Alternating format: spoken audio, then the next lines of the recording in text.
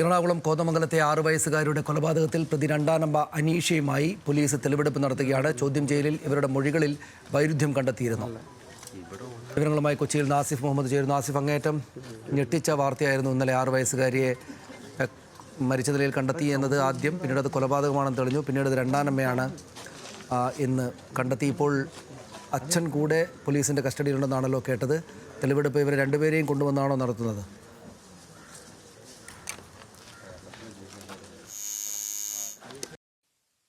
കാര്യം പോലീസ് പറയുന്നുണ്ട്. കാരണം അമ്മ മാത്രമാണ് രണ്ടാനമ്മ മാത്രമാണ് ഈ ഒരു കൊലപാതകം നടത്തിയിട്ടുള്ളത്. ഇന്നലെ കഴിഞ്ഞ ദിവസം രാത്രിയിലാണ് ഈ ഒരു കൊലപാതകം നടക്കുകയും ചെയ്തിട്ടുള്ളത്. 6 വയസ്സ് മാത്രമാണ് ഈ മുസ്കാന് ഉണ്ടായിരുന്നത്. ഈ ഒരു പോലീസുമായി ബന്ധപ്പെട്ട പറയുന്നത് ഈ രണ്ടാനമ്മ അനീഷ പറയുന്ന ഒരു കാര്യം, ഈ ആദ്യ ഭാര്യയുടെ കുട്ടിയാണ് ഈ മൈക്ക് കണക്കിലാണെന്ന് പറയുന്നു.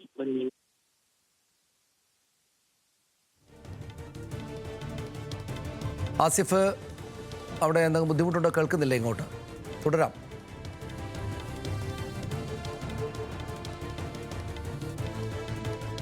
ആസിഫ് മുഹമ്മദാണ് അവിടെ നിന്ന് വിവരങ്ങൾ നൽകുന്നത്. ഏതായാലും ഈ അനീഷ എന്ന് പറയുന്ന രണ്ടാനമ്മയുമായി, ഈ കുട്ടിയെ കൊന്ന രണ്ടാനമ്മയുമായി പോലീസ് തെളിവെടുപ്പ് നടത്തുകയാണ്. ഉത്തർപ്രദേശ് സ്വദേശികളായിട്ടുള്ള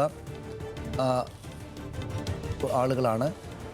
കുഞ്ഞിന് 6 വയസ്സ് മാത്രമേ പ്രായമുണ്ടായിരുന്നുള്ളൂ. ഇന്നലെയാണ് വീട്ടിനകത്ത് മരിച്ച നിലയിൽ കണ്ടെത്തിയത്.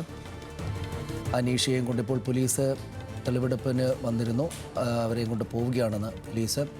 ആസിഫ്, തുടരാമോ? നേരത്തെ ചെറിയ ശബ്ദ പ്രശ്നം ഉണ്ടായി. തീർച്ചയായും. അതായത് ഇപ്പോൾ അനീസയുമായുള്ള തെളിവെടുപ്പ് ആരംഭിക്കാൻ പോവുകയാണ്. ഇപ്പോൾ അനീസയുമായി വീടിന്റെ മുമ്പിലേക്ക് പോലീസ് ഇപ്പോൾ എത്തിയിട്ടുണ്ട്, ജീപ്പിലേക്ക്. അല്പസമയത്തേക്ക് തന്നെ തെളിവെടുപ്പ് ആരംഭിക്കുകയും ചെയ്യും. നമുക്കറിയാം, കഴിഞ്ഞ ദിവസം പുലർച്ചെയാണ് ഈ മുസ്കാനെ മരിച്ച നിലയിൽ കണ്ടെത്തിയത്. 6 വയസ്സ് മാത്രം പ്രായമുള്ള കുട്ടിയായിരുന്നു ഈ മുസ്കാൻ.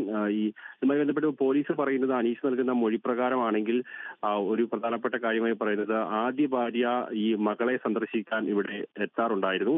അപ്പോൾ ആ ഒരു ഘട്ടത്തിൽ, അങ്ങനെ ഈ ഒരു സന്ദർശനം തുടരുന്ന ഘട്ടത്തിൽ തനിക്ക് തന്റെ ഭർത്താവിനെ നഷ്ടപ്പെടുമോ, ആര്യ ഭാര്യയുമായി ഇവർ യോജിച്ച് മുന്നോട്ട് പോകുമോ എന്നുള്ള ഒരു സംശയം ഈ ഒരു അനീസയ്ക്ക് ഉണ്ടായിരുന്നു എന്നുള്ള ഒരു കാര്യമാണ് അനീസ പറയുന്നത്. അതാണ് ഈ കുട്ടിയെ കൊലപാതകത്തിലേക്ക് കാര്യങ്ങൾ എത്തിയത് എന്നുള്ള അതാണ് ഇപ്പോൾ ഈ അനീസയിൽ നിന്ന് പോലീസ് ലഭിക്കുന്ന വിവരം. അതോടൊപ്പം തന്നെ ഇതുമായി ബന്ധപ്പെട്ട് കഴിഞ്ഞ ദിവസം പോലീസ് ഇവിടെ എത്തിയ സമയത്ത് തന്നെ കൃത്യമായ ഒരു സംശയം തോന്നിയിരുന്നു. കാരണം യാതൊരു തരത്തിലുള്ള അസുഖവും മറ്റും ഇല്ലാത്തൊരു കുട്ടിയാണ്. ആ കുട്ടിയാണ് പെട്ടെന്ന് പുലർച്ചെ മരിച്ച നിലയിൽ കണ്ടെത്തുന്നത്.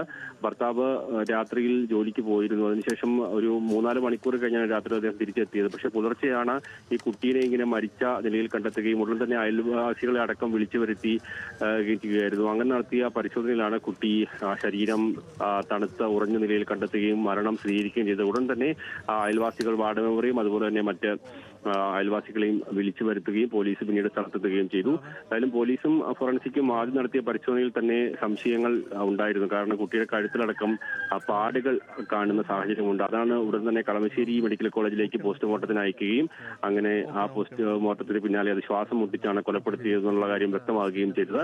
പിന്നീട് ഇന്നലെ രാത്രി മുഴുവൻ പകലും രാത്രിയുമായി ഈ ഒരു ചോദ്യം ചെയ്തു വരികയായിരുന്നു. ആദ്യഘട്ടത്തിലേക്ക് അനീസ മറ്റ് പലതരത്തിലുള്ള കാര്യങ്ങളാണ് പറഞ്ഞുകൊണ്ടിരുന്നത്. പറയുന്ന മൊഴികളിൽ വൈരുദ്ധ്യം ഉണ്ടായിരുന്നു. എന്തായാലും വിശദമായ ചോദ്യം ചെയ്യലിൽ പോലീസിന് ഈ ഒരു കൃത്യം നടത്തിയത് അനീസ തന്നെയാണ് എന്ന് പൂർണ്ണമായും വ്യക്തമാകുകയായിരുന്നു. അതിൽ അനീസ പറയുന്ന കാര്യം, തന്റെ ഭർത്താവിനെ ഒരുപക്ഷെ നഷ്ടപ്പെടുമോ എന്നുള്ള ആശങ്ക ഉണ്ടായിരുന്നു. ആദ്യ ഭാര്യ ആ ഭർത്താവിനെ ഈ കുഞ്ഞിനെയും സന്ദർശിക്കുകയും മറ്റും ചെയ്തിരുന്നു. അവർ നിരന്തരം ഈ ഒരു ബന്ധം നിലനിർത്തിയിരുന്നു. ആ ഒരു ഘട്ടത്തിൽ